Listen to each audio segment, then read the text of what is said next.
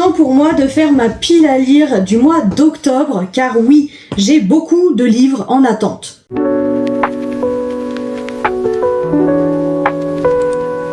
Dans ce bocal-ci, j'ai toutes les lectures que je dois lire avant la fin de l'année. Donc je vais en piocher, je pense, 10, parce que je lis en moyenne 16 livres dans le mois. Et dans ce bocal-ci, nous avons les numéros.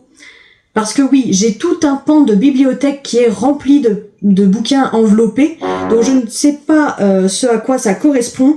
Et j'aimerais bien en vider quelques-uns, donc pourquoi pas en tirer 3 ou 4, selon la taille de ceux que je tirerai là. Alors, le premier, du coup, ce sera le Pumpkin Spice Café. Il n'est autre que ce bouquin-ci, forcément, de Laurie Gilmore, donc le premier tome des Dream Harbor. J'ai très hâte. J'ai très hâte. Ce bouquin a été hypé, mais un truc de fou quand même. Il fait 359 pages, donc il est assez petit. On est sur une small town avec de la romance, un univers très cosy, très automnal. Ça colle parfaitement avec la saison. Donc écoutez, je suis ravie. Le second, ce sera Fanfiction. Donc il n'est autre que ce livre-ci de Kate Steinman London, sorti chez Hugo Roman. Je l'ai acheté il n'y a pas très longtemps en soi. Donc écoutez, j'ai très hâte. On est sur une fantasy avec des vampires, assez spicy visiblement. Donc ma foi, à voir. En tout cas, il fait 440 pages à peu près. C'est pour public averti par contre, donc attention. On est sur une nana qui est fan de vampires mais qui n'y croit pas forcément, jusqu'au jour où bien évidemment elle en rencontre un. Et là, c'est un petit peu la débandade, comme vous l'aurez compris. En troisième lecture, je viens de tirer au sort The Hunt de Jess Saylor. On est sur une Dark Academia. C'est écrit Rivaux le jour, amants masqués la nuit. Bon, c'est sorti chez EH, très spicy, trigger warning, donc attention pour public averti et majeur. Là, ça se passe dans une université, on est sur une sorte de track où les élèves vont devoir se chasser un petit peu le soir d'Halloween. Et on a un personnage masculin masqué, apparemment, qui, du coup, doit en quelque sorte hanter une nana, hein, je pense, mais qui pour autant, une fois la nuit tombée, il joue aux cartes. On est sur un bouquin d'un petit peu plus de 500 pages, donc écoutez, ça a l'air sympa, je pense que ça se lira très facilement. Pour le quatrième livre,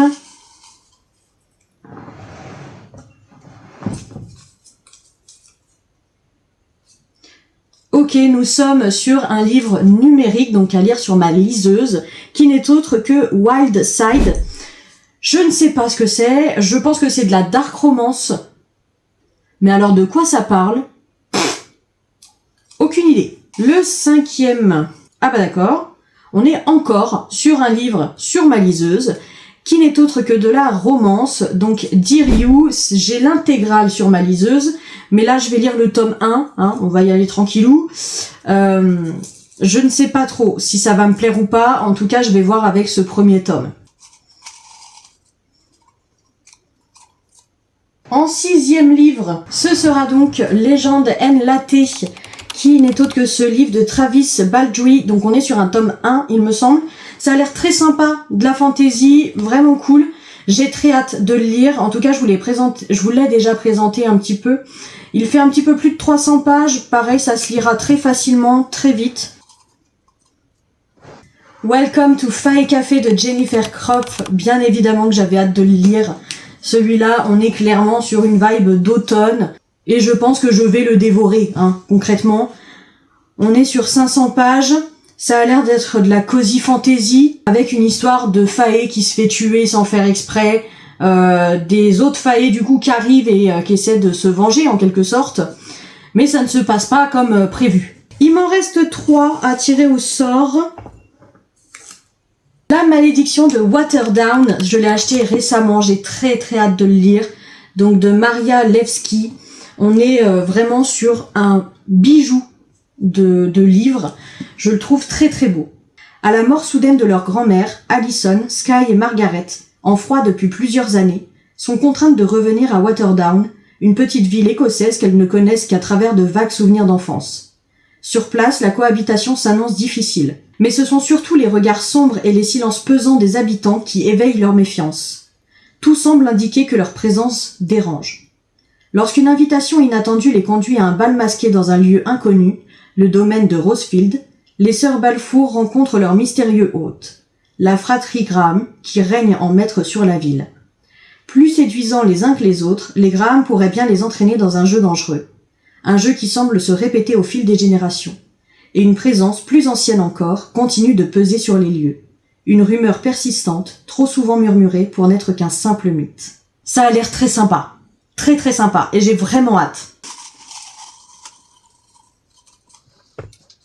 Ok, pour le prochain, nous sommes sur un parpaing qui n'est autre que Quand nos os retourneront à la terre de V.E. Schwab, mon autrice phare et favorite, que j'aime d'amour, et j'ai tellement hâte de commencer ce bouquin, mais il me fait peur. Bien que j'ai lu La vie invisible d'Adi Larue qui fasse à peu près le même nombre de pages et que ça a été incroyable. On est sur de la fantaisie avec des vampires, et là, ça a l'air, ma foi, très mouvementé, plein d'émotions, avec énormément de revirements de situation. J'ai très hâte de vous en reparler et bien évidemment de le lire. Et le dernier livre que j'ai à tirer, ce sera donc Immortal Consequences de Yves Marie, sorti chez PKJ. J'avais très hâte également. On est un peu sur de la Dark Academia, mais sur des personnages qui ne sont ni morts ni vivants. Ça a l'air très complexe, mais très sympa, avec une série d'épreuves. J'adore quand il y a des épreuves. Là, on est sur 500 pages, mais écoutez, c'est écrit assez gros. Je pense que ça va se lire rapidement, en vrai. Passons au papier cadeau. Je pense en tirer 3, étant donné que j'ai quand même des parpaings dans ma pile à lire de ce mois-ci. Pour commencer, nous avons le numéro 122, puis 47, et 51. Me revoici avec mes 3 bouquins. Je pense que les 3, ce sont de la fantaisie. On commence avec le numéro 122. Ah bah c'est pas de la fantaisie. Nous sommes sur un vieux livre que j'avais, on est sur une relique quand même, hein, qui est La course impossible The Glory du coup de Lauren St. John.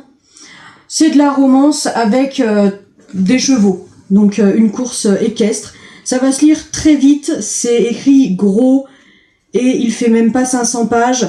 Donc écoutez, je pense que ça va être plié en 2-2. Nous continuons avec le numéro 47. Je suis joie tout simplement parce que c'est Force the Wolf, qui est le premier tome du coup d'une saga. J'ai très hâte de le lire, on est sur une réécriture du Petit Chaperon Rouge et ça a l'air, ma foi, assez incroyable. On est sur un petit peu plus de 500 pages, mais écoutez, je suis joie. Et enfin, le numéro 51 n'est autre que Lore of the Wilds, donc de Anna Legg Branna, sorti chez Olympe. C'est un bijou en termes de livre également. Je le trouve magnifique. Je le trouve très très beau. Celui-ci, il fait 360 pages et quelques. Et écoutez, j'avais très hâte de le découvrir également. Donc, ma foi, ce sera chose faite. En attendant, je vous fais des bisous. N'hésitez pas à me dire si vous avez déjà lu certains de ces livres ou s'ils font partie de votre pile à lire.